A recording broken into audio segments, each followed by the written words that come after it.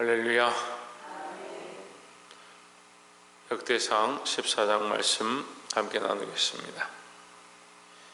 14장 1절에 보시면 두로왕 히람이 다윗에게 사자들과 백향목과 석수와 몫을 보내어 그 궁궐들을 건축하게 하였더라 했습니다.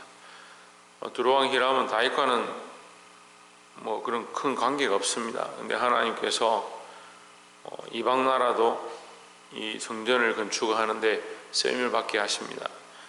다윗을 사용하시고 다윗이 하나님 앞에 하나님을 섬김으로 말미암아 다른 이방 나라도 다윗을 섬기게 하는 그런 큰 은혜를 허락하셨습니다. 그래서 우리는 하나님을 섬길 때, 하나님을 두려워할 때 세상이 우리를 두려워한다 하는 이 원리를 우리가 알아야 될 줄 믿습니다. 2절에 다윗이 여호와께서 자기로 이스라엘 왕을 삼으신 줄을 깨달았으니 이는 그 백성 이스라엘을 위하여 나라를 진흥하게 하셨음이었더라 했습니다. 자, 우리가 세워진 것, 우리가 지금 이렇게 있는 것이 전적인 하나님의 은혜임을 기억해야 합니다. 2절에서 다윗이 여호와께서 자기로 이스라엘 왕을 삼으신 줄을 깨달았다. 누가 자기를 왕으로 삼았느냐? 하나님께서 삼았다. 사울은 뭘 잊어버렸습니까? 하나님이 자기가 아무 능력이 없는 존재였는데 자기를 왕으로 삼으셨을 때 처음에는 자기는 그럴 자격이 없습니다 라고 거절했지만 뒤에 가서는 자기가 당연히 왕인 줄, 당연히 왕으로 선 것이 자기의 어떤 권세인 줄 착각하게 되었습니다. 우리가 세워졌거나 세워지지 않았거나 항상 하나님 앞에 겸손해야 하고, 어떤 분들은 보니까 세워지기 전에, 직분을 맡기 전에는 참 겸손하고 내가 어떻게 그걸 하겠습니까 이렇게 하는데 직분을 맡고 나면 교만해져서 내가 당연히 집사고 권사고 장로지 이렇게 하면서 하나님 앞에 이게 목에 힘을 주고 있는 사람들이 있는데, 우리가 세워져 있는 것이 나의 자랑이 아니라 내 권세가 아니고 하나님께서 여호와께서 다윗을 세우셨다는 것처럼 우리도 하나님이 우리를 세우셨음을 늘 기억하고 하나님 앞에서 겸손하시기를 주의 이름으로 축원합니다. 다시 돌이켜서 말하면 하나님 없으면, 하나님 세우지 않았으면 우리가 이 자리에 있을 수도 없고 살아있을 수도 없다는 사실을 늘 기억해야 된다라는 거죠. 두 번째 나눌 말씀은 10절에 보시면 다윗이 하나님께 물어 이르되 했습니다. 9절에 보시면 블레셋 사람이 이미 이르러 레바임 골짜기를 침범하였는지라. 자, 이 말씀은 뭘 말하냐면 사울이 범죄한 이 사실 12장 13장부터 계속 하나님께서 이 말씀을 통해서 뭘 가르치고 있냐면 사울과 다윗을 어느 정도 비교를 하고 있습니다. 그러니까 역대상 기자를 통해서 이 사울의 행위와 다윗의 행위가 무엇이 차이가 있고 왜 하나님께서 이 다윗을 쓰셨느냐, 그걸 가르쳐 주는 거예요. 사울이 제사를 사무엘에게 빨리 올라오십시오. 지금 블레셋이 쳐들어오고 있습니다. 그렇게 하는데 기다리지 못하죠. 여기 말씀에도 뭐라고 합니까? 9절에 보면 블레셋 사람이 이미 이르러 레바임 골짜기를 침범하였다. 이미 넘어왔다는 거예요. 이미 넘어왔다. 그럼 사울 같으면 마음이 급해서 빨리 법궤를 들고 와라 이렇게 했겠죠. 그런 행위를 이미 진행했었고, 근데 다윗은 어떻게 하느냐? 블레셋이 쳐들어온다는 소식을 듣고도 하나님 앞에 엎드리고 그 침범에서 넘어와서 이미 공격이 시작되었지만 힘으로 나가서 싸우는 그 마음이 급한 것보다 어떻게 하느냐? 10절에 다윗이 하나님께 물어 이르되 했습니다. 그의 마음은 어떻게 하느냐? 하나님께 묻고 하나님께 엎드리는 것이 가장 우선이었다는 거죠.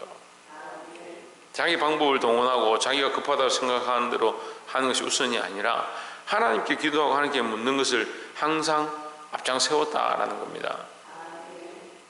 내가 블레셋 사람을 치러 올라가니까 주께서 저희를 내 손에 붙이시겠나이까? 여호와께서 이르시되 올라가라, 내가 저희를 내 손에 붙이리라 하신지라 했습니다. 자, 이 다윗의 사고 체계가 나오죠. 생각하는 것이 나오죠. 하나님께서 붙이시겠습니까? 블레셋을 저에게 붙이시겠습니까? 첫 번째 우리가 나눌 때 말했습니다. 누가 세웠느냐? 다윗이 여호와께서 자기를 이스라엘 왕으로 삼으신 줄을 깨달았다, 알게 되었다, 더욱 알았다는 거죠. 우리가 하나님 세우셨기 때문에 하나님을 의뢰하고 하나님을 신뢰하고 하나님께 기도해야 된다는 거죠. 그러니까 다윗이 어떻게 합니까? 이 마음을 철저히 가지고 하나님께서 붙이시겠습니까? 이 전쟁은 누구에게 속했냐? 하나님께 속했다.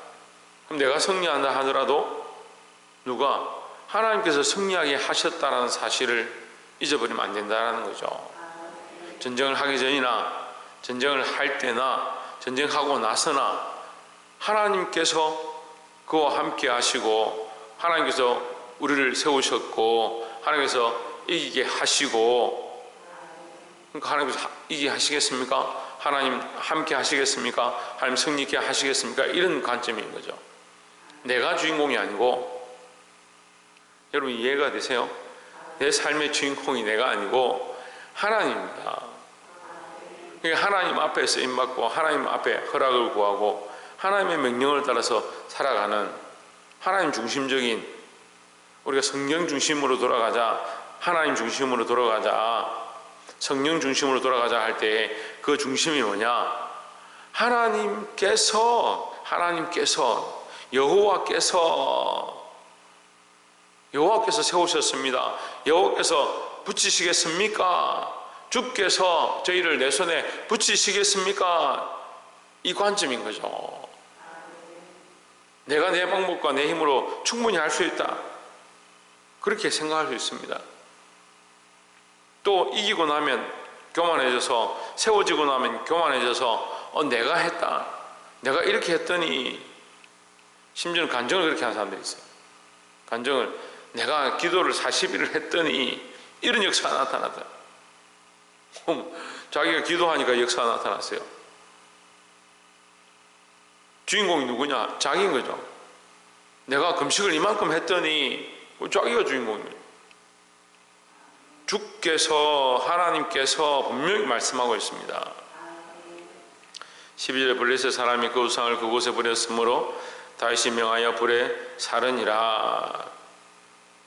19절에 블레셋 사람이 다시 골짜기를 침범한지라. 이 사울의 때에는 우상을 가져오고 그들의 재물을 빼앗아 오고 다 죽이지 아니하고 그렇게 한 문제들이 있었죠. 다윗은 다 불살랐다는 거예요. 그게 비교하는 거죠.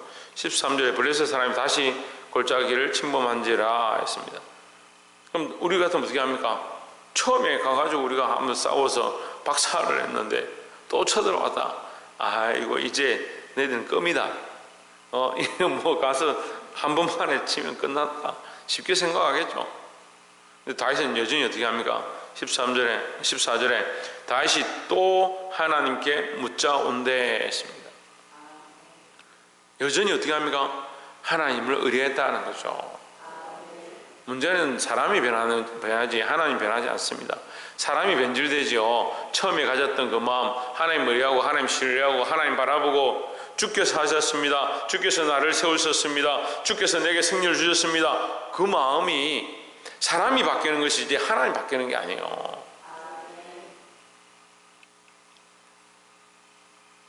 다시 또 하나님께 묻자온데 하나님이 이르시되 마주 올라가지 말고 저희 뒤로 돌아 뽕나무 숲을 맞은편에서 저희를 엄습하되 했습니다.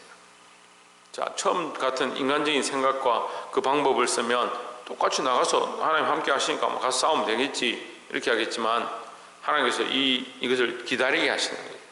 기다리게, 내가 소리를 줄 때까지, 이런 소리가 날 때까지 너는 기다려라. 그게 다윗의 이 겸손함을 보는 겁니다. 철저하게 하나님 의뢰하는 거죠. 하나님 신뢰하니까 앞에서 힘으로 이겼는데 두 번째는 너는 이제 마주 싸우지 마라. 그러면 어떻게 돼요? 처음에는 내가 이런 힘으로 이런 방법으로 싸웠는데 그러면 하나님 올라가라 하면 가서 그냥 처음에 싸웠던 것대로 싸우면 되는데, 하나님 너는 기다려, 너는 참아, 소리가 날 때까지 있어. 이거는 사실 정말 인간적으로 맞지 않는 거예요. 상식적으로 안 맞는 거예요. 우리는 그냥 말씀을 보고 그렇게 했구나 생각하지만 상식적으로 안 맞는 거예요. 하나님을 여전히 의뢰하고 신뢰하는데 더 어려운 과제를 준 거예요. 근데 다윗은 어떻게 합니까? 거기에 더욱 더 순종하는 거죠. 여러분, 이게 그냥 단순한 문제가 아니에요. 지금 집에 우리가 쉽게 생각해 봅시다. 집에 강도가 쳐들어왔습니다. 지금 목숨이 경각간에 있습니다. 근데 엎드려 하나님께 기도하면 하나님 어떻게 할까요? 그런 사람들이 며칠이나 되겠네요. 근데 어떻게 하다 보니까 내가 그 강도를 이렇게 하니까 몽둥이를 가지고 어떻게 해가지고 쫓아냈다. 아, 그래, 충분히 할 수 있겠구나. 근데 얼마 있다가 또 왔다. 그러면 어떻게 하겠습니까? 처음 했으니까 또 몽둥이를 가지고 또 쫓아내는 방법을 쓰겠죠. 당연히 그렇게 하겠죠. 한번 경험했으니까. 근데 하나님께 그런 상황에서 하나님께 구하고 너는 기다려라. 어떻게 기다립니까? 여러분, 말씀은 그런데 저 같아도 그렇게 못 기다리겠어요. 근데 다윗은 그것을 기다렸습니다. 하나님 앞에 잠잠히 기다렸습니다. 하나님의 음성이 들릴 때까지, 하나님의 그 약속이 보일 때까지 기다렸습니다. 때로는 우리가 기다림이 필요합니다. 왜 기다림이 필요하냐? 하나님이 역사하시고 하나님이 일하시도록 기다리는 겁니다. 우리가 항상 주인공이에요. 내가 주인공이고 내가 할 수 있고 내게 능력이 있고 내게 힘이 있으니까 내가 해야 되고 내가 이것을 이루어야 된다는 착각들을 자꾸 하는 거예요. 하나님의 주인공 되심, 하나님의 역사하심을 기다리지 못한다는 거예요. 우리 성도들도 가끔씩 저한테 목사님, 내가 이만큼 했는데, 내가 기도하는데, 내가 이렇게 하고 있는데 왜 안 됩니까? 기다려라. 하나님의 때를 기다려라. 하나님께서 하실 때까지 기다려라. 사람이요, 이 기다리는 것이 참 힘들어요. 주님께서 구름 타고 오실 것이다. 기다려라. 이거 자꾸 희미해져 가는 거예요. 이 믿음이 자꾸 희미해져. 주께서 너와 함께 하시고 응답하실 것이다. 기다려라. 기다리는 게 잘 안 돼요. 믿음을 지키고 우리가 변하지 하나님 안 변하신다니까요. 그러니까 어떻게 하면 됩니까? 우리가 기다리고 믿음으로 인내하면 되는 겁니다. 마지막 세 번째로 보시면 16절에 이에 다윗이 하나님의 명대로 행하여 블레셋 사람의 군대를 쳐서 기온에서부터 게셀까지 이르렀더라 했습니다. 하나님의 명대로 행했다. 이 기록이 중요한 거예요. 하나님의 명대로. 내가 주인공이 아니니까 내 뜻대로 행했더라, 이렇게 행했더라, 이게 아니고 하나님의 명령대로. 그러니까 어떻게 됩니까? 17절에 다윗의 명성이 온 세상에 열국에 퍼졌고 여호와께서 이방으로 열국으로 저를 두려워하게 하셨더라 했습니다. 예, 마지막으로 나눌 말씀은 다윗의 명성은 어디서 있느냐? 온 나라가, 온 세상이 왜 다윗을 두려워하느냐? 그가 하나님을 두려워하기 때문이다. 저는 그렇게 봅니다.